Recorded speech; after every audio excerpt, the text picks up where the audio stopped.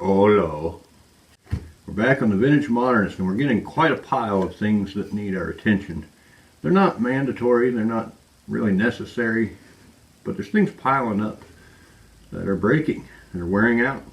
Things like this classic toaster. I don't know how old it is. 60s, I'm guessing? Maybe 50s? I don't know. One of the most important things you can do when you're working on something like this is to have a cleared area, a nice workspace. Here's one right here. I want to tread lightly with this. There's three sides to this coin, like there are all coins. Oh, there's three. There's the obverse, the reverse, and the outer edge. On the one hand, you have the arrogance of some. And it seems to me like this is getting worse, where if there's somebody that knows more than somebody else, there's an arrogance, like I'm up here and you're down here because I know more about this than you, and I don't dig that. Were you born with this knowledge? Did you come out of the womb knowing this? No. So that's the first side. The second side is there's the group of people that automatically, man, I don't know anything about that.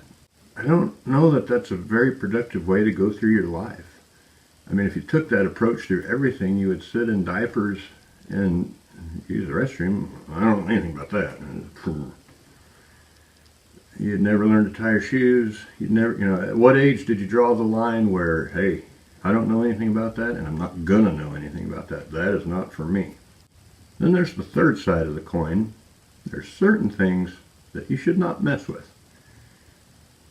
Pressurized air conditioning systems is a fine example. If you don't know what you're doing, stay away from it.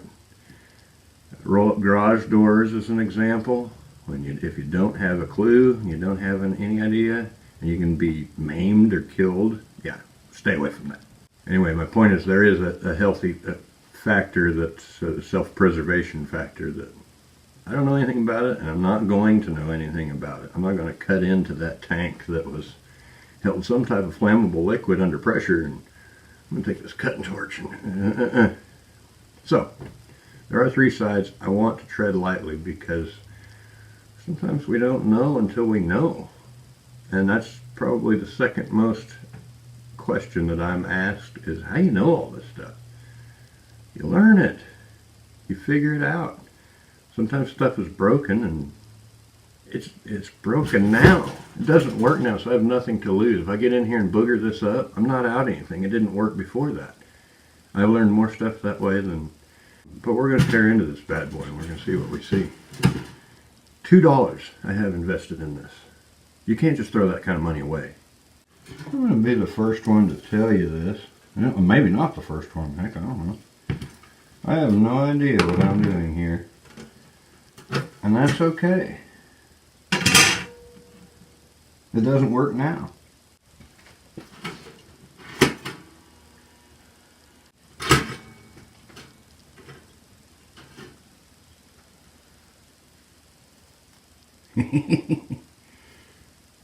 The other side works fine. Stuff like this just isn't conducive to me being productive every morning. In our new litigious society, here's our disclaimer. This is not a tutorial. Very important. But if someone were so inclined to go down this road, here's a helpful tip right here. If you take that out of the thingamajig, you can do this, and it's harmless. If somebody were so inclined to do that. Just throwing that out there. But this here, not a tutorial. Not a how-to video. Glad we got that out of the way. All those breadcrumbs wasted. There's starving kids at the state capitol would love to have that. Well, alright, let's start at the start.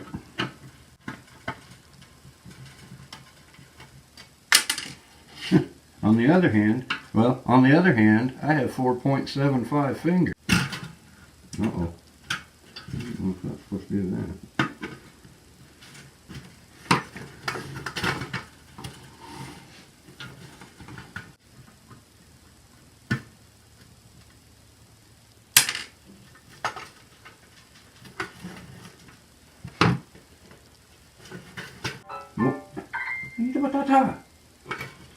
Like the Saigon Madam said to the lonely GI after his 5th visit that day. Why you no come?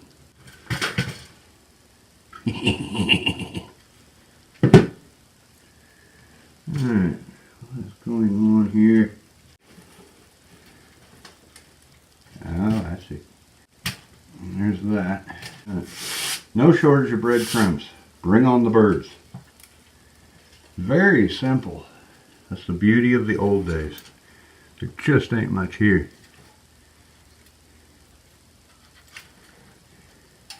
See that? And what happens there, I don't know if you can see that or not. There's a little contact point right there. That picks those up, turns on the elements, and your toast should be toasting. What we've got is some damaged wire here. And it goes to this side. See if we can get lit up like a Christmas tree here. Daggum, kids. We got bad news. She's toast. I wasn't even playing. What you've got in here, I assume some kind of aluminum. These dividers and the element string across there, and these dividers keep everything from combining and touching and shooting sparks and that kind of stuff. Well, I saw some loose wires of the element, and I went to grab them, and it just disintegrated in my hand. I mean, she's been cooked. That stuff looks like that. She's been cooked and cooled so many times. It's just, what this is a home relocation tool at this point. It's one of them things where you want a new house but you don't have the money for it. So you make sure that the fire insurance is paid up, and then you keep using this. I mean, this bad boy's a blazing inferno waiting to happen. So success rate on the toaster today, 0. But daggum, she gave us what, how many years? 60 years, 50 years of premium toast. You can't beat that. I'm sure the purchase price was, what, $6 maybe? $4? So well done, even though it's General Electric and I don't like them now, but there was a time they made a quality product, and she paid her dues time after time. What? I told you I was getting my $2 worth. I'm taking this plug, man. Alright, let's move on to some old stuff. Today we're going to talk about cylinder records. I won't bore you with the dates other than say late 1800s. When they first came out, they were made of wax, I read. I don't have any of those. But they were for the very wealthy. I mean, these were like $4 in late 1800s. Massive luxury thing. And you could only listen to them like 2 or 3 times, and the grooves they cut in the wax were wore plumb out. You threw in the trash. And then they got a little better, started making them. I think they made them out of glass for a little bit, and then they made them out of plastic.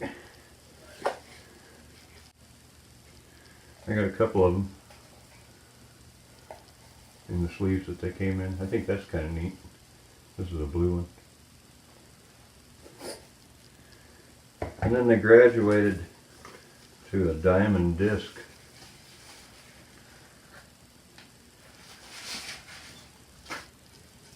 Edison got his name plastered all over it. I don't think there's any possible way you could play this.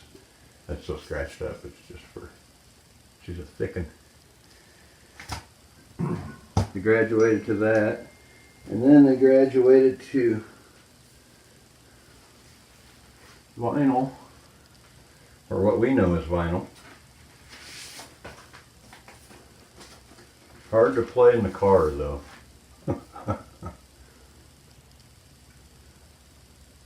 That one's still good.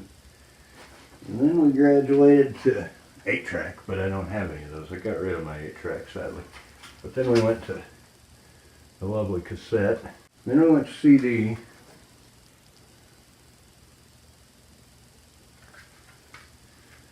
And every step of the way, we lost sound quality. And I know that these were marketed, every step of the chain here was marketed as new, improved sound quality.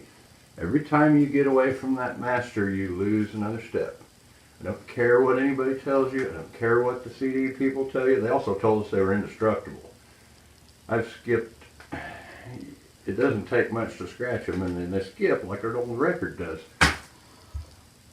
It's Madison Avenue advertising, and now we're in the digital stuff, and I don't own a single piece of that, and I'm hesitant to say that I never will. I hope to never own any of that because the sound quality is so poor. It just is. Ask anybody who knows anything about audio. The further you get away from the tape, the less sound quality you have. But anyway, I think this stuff is cool, as I think almost everything old is cool. Even if it's not cool and didn't work as well as its advertised purpose, I still think it's cool. And that stuff survives. I don't believe that anything is going to survive from here. Maybe they'll have a flip phone. This is my great-great-grandpa's flip phone. Maybe some clown will make videos out of it. I don't know. Anyway, thank you kindly for watching. We'll see you next time.